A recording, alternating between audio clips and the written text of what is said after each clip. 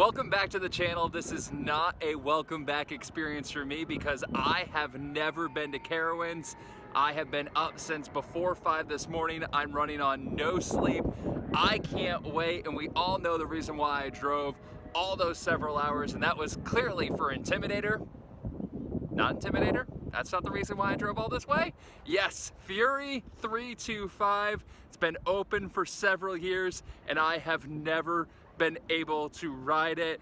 I've never been to Carowinds, and I am so excited. This Copperhead Strike, Intimidator, Afterburn, I cannot wait. It has been such a long drive. I'm here just after 10 a.m. The park is open till 6, I believe.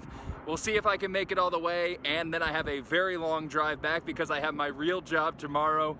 It's gonna be a lot of action in one day, but hey, when the schedule works out, you might as well go for it. Let's get to it.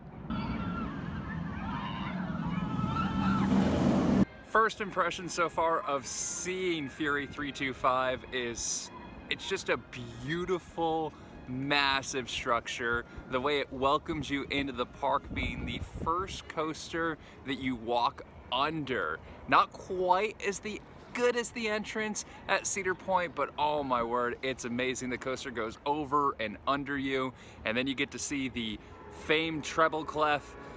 Oh, I cannot wait to ride this thing.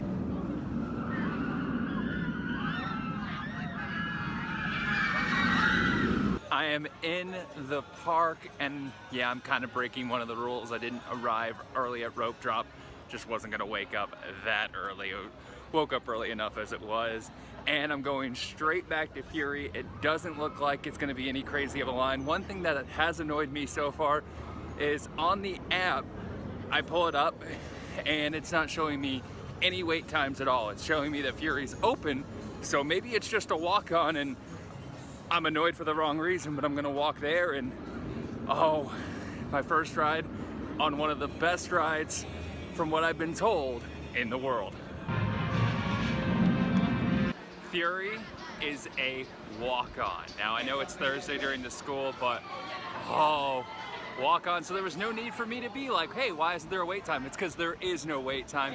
I actually had to stop off to the side and let people go ahead of me so I could film it, because that's how dead it is right now. Oh, back row, left side, let's go. Awesome, please raise into turn, go safe, and please stop. Fury's been out for a while, and I have built this ride up in my mind a lot, and I went back row, left seat, and as I was on platform waiting to hop on, part of me thought, oh no, have I built this up too much? Is it going to disappoint? It did not. It is a fantastic ride. Tons of G-forces, so much airtime intensity. The drop is very good, a lot like Leviathan. If you've been to Canada's Wonderland, drop is about the same, but the second half of the layout, especially that treble clef down, drop underneath the bridge as you enter in, is phenomenal. The forces you pull are spectacular. I love this ride. No, it's not Steel Vengeance or Velocicoaster, but it is high up the list. Small issue. Now I know my glasses will not fall off, but rule is you have to take them off or have a strap on. No problem, forgot the strap. Went to go buy one in the store. They don't have any straps. Kind of a flaw there. You require it, no problem with you requiring it. Want to buy it, want to wear it, just want to be able to see, and you don't sell it. That seems like a huge miss in a lot of ways.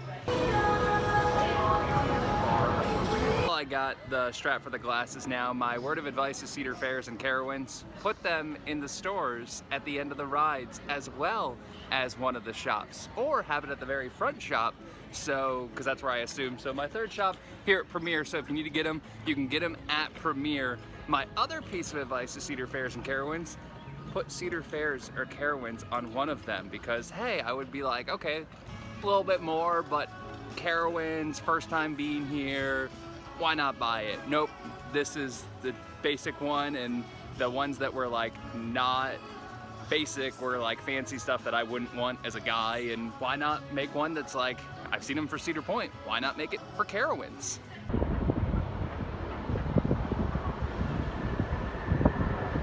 Intimidator not really living up to its name. Now, I've heard this before. The first half is a good B&M hyper. Fun first drop, amazing airtime, I think on the second hill, but the second half of the ride, it just crawls through the layout. Just feels almost as if you're not gonna make it. It moves that slow. So the second half of the ride, really mediocre. Fun first half, but obviously nothing compared to Fury, but we wouldn't expect it to be. Your wait from this point on Nighthawk is 2 hours. Yeah, I would never wait 2 hours to ride Nighthawk, but it's actually gonna be a lot longer than 2 hours because it does not open until late of spring. So no rides on Nighthawk. Didn't really look to see what was gonna be open, so a little bit of a surprise, but it's not like, oh no, Fury's closed. I looked to make sure Fury would be open, knock on wood, and hopefully I get to ride it throughout the day. But yeah, I guess I'm gonna go ride Vortex and punish myself because it's one of the few stand-up coasters left, so I gotta get at least one ride on it, right? Right? I feel like that buzzer's telling me it's my time up.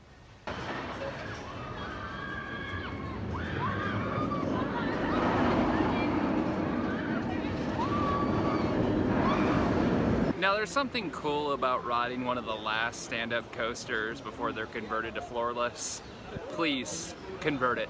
Convert it now, because that last corkscrew made me talk a little bit higher. And then the amount of time it takes to get people in and out of the seats for the stand-up coaster, capacity ends up running slow. It's rough, it beats you up, especially towards the end, and let's just convert it to a floorless and make it at least a semi-enjoyable experience.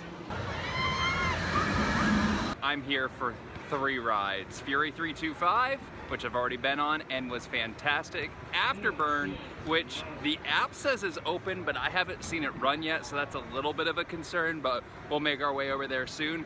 And Copperhead Strike, and I'm here now, so let's check this little fun, twisted ride out. Copperhead Strike is a very strange and fun ride. Now, it's not the greatest ride in the world, and I'll have a full review of this and Fury and other rides coming up, so don't forget to like and then subscribe so you don't miss a single thing. And I thoroughly enjoyed this ride. It's different than what I was expecting, and I complained about Intimidator crawling through the layout in the second half. Well, this ride crawls through, but it's meant as a compliment because it just adds an element to this ride that's unique and really fun.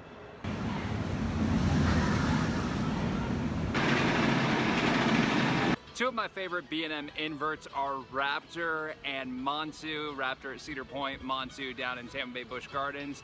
I've been told Afterburn is as good or better than both of them. I am so excited to ride this. And a fun little side note, my mom loves roller coasters. She absolutely loves Raptor, and I guarantee you she is very jealous when she watches this that she's not on Afterburn.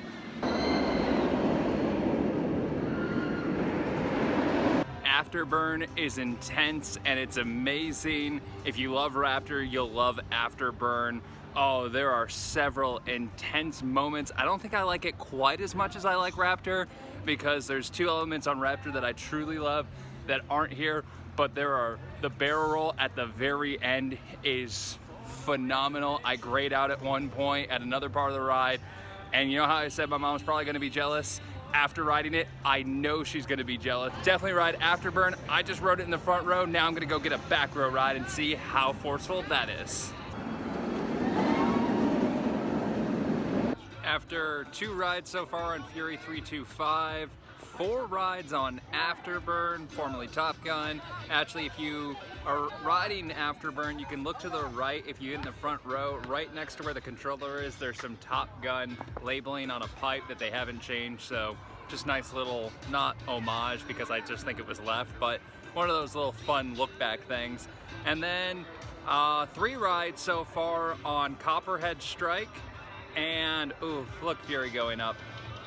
Very, very fun ride. We'll be riding again soon, but Also had to ride Vortex. Now I'm not gonna ride the Wildcat ride or Madhouse or whatever they're called, the little car rides like the mouse, Wild Mice I think, or Wild Mouse, I don't know, whatever they're called. See, I just don't even want to know the name, so I don't even have to ride them. But I am gonna ride Hurler one time. I'm sure I'm gonna hurt, I'm sure I'm going to regret it, but I'm going to ride Hurler one time so I can say I did it.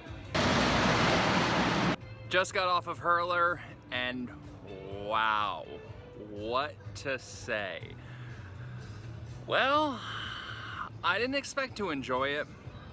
I just didn't expect to be in that much pain afterwards. So the first drop you go through and you have some air times and it's not really that rough. It's a typical wooden, not that bad. Then you make the hard turn and oh my word, my back hurts so much. I feel like Christian flying through the air. It's just, oh, that ride is a problem. Let me give you another hint. I gave some hints earlier today, gave some help, some advice. Here's some advice. Rocky Mountain construction. RMC this thing, especially with the fact that Fury is right there. Have two awesome rides right next to each other now. Capacity wise and flood to the park might not be great, but to have this back-breaking sensation right next to one of the best rides in the world, not good. RMC it now.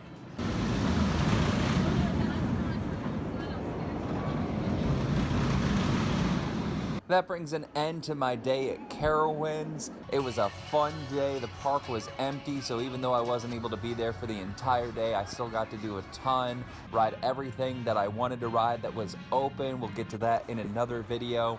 Got 4 rides in on Fury, got 5 rides in on Copperhead Strike, and 4 on Afterburn. Had an absolute blast. Also got 2 on Intimidator. It was a fun day.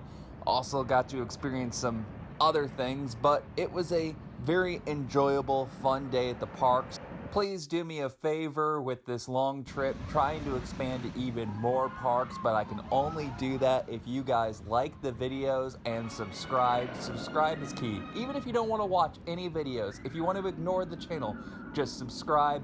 It helps me out, and thanks for watching.